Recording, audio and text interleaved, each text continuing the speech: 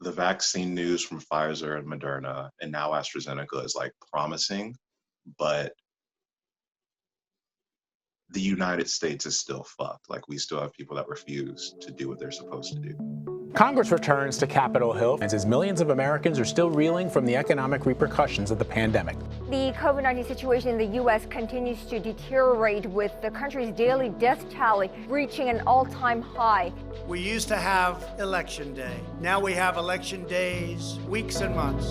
You know, I have friends that are in Australia and New Zealand because of what I do, and they're fucking back to normal, quote unquote, in their country because their government did what it was supposed to do. That's something we're nowhere close to here in the United States because of people's lack of care. And this is rude, but fuck them. Like, that's how I feel about them. But their idiot, like, being dumb is keeping me from like living my dream. And I'm literally in the prime, like, as a dancer. My body is not going to let me do this for 50 years. So literally in the prime of like my career, and it got taken from me because people want to be fucking stupid. So that's my biggest fear. Which headlines From around the world last week do you think hits me the most? It would have to be like the new COVID reports. I I think you're trying to be very brave, but I think it affects you a lot more than you want to believe. Um, and it is scary. Um, but I do think that, you know, you're constantly thinking about your parents and, you know, all of our nieces and nephews and our kids, and, you know, just worrying about how it's all going to affect us. I just think that this all just sits really heavy with you.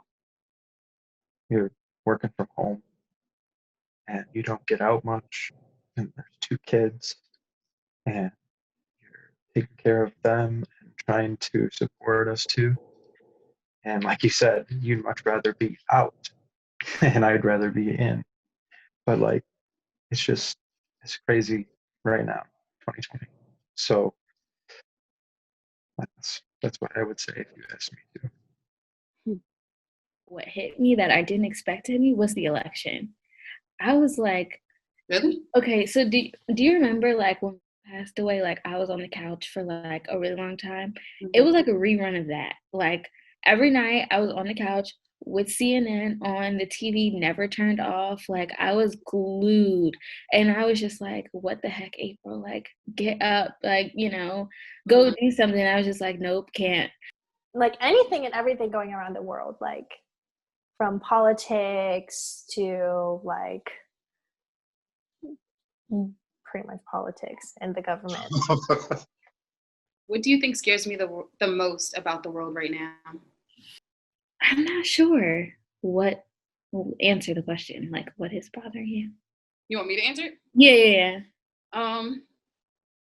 I kind of agree with you. I don't think there's anything that is bothering me, which is kind of crazy considering like I lost 4 people to COVID, but I'm not like breaking down about it either. Like, yes, I still wear a mask. Yes, I like to social distance, you know, and stuff like that. But I don't think I'm as like emotional about it as I probably should be, or as you think I would be. So, out of anything that scares me the most about the world, it is stuff actually still surrounding the election, just because like, yes, we have a new president-elect right now, but what happens in January when he gets inaugurated? Like, is that going to be a big riot between, you know, 2 different types of people? Like, I don't know. Stuff like that makes me nervous, but I guess I just don't talk about it like that, because I guess I figured the more I talk about it, the more anxious I'll get, and I don't want to be anxious or feel nervous or anything like that.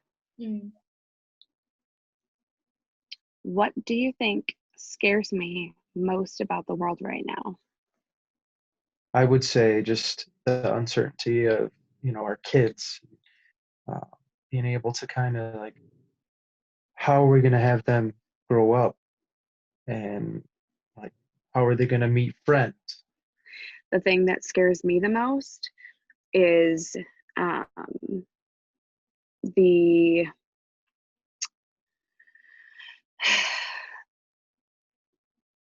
racist beliefs that are coming out in society. People are still treating other people terribly for the color of their skin, and that is actually more of what I'm worried about raising our kids in. I'm afraid of having to explain to our kids one day that if they're with their Black friend, that they need to stand up for them and maybe help them a little bit more than their white friends, because they're still looked at differently. And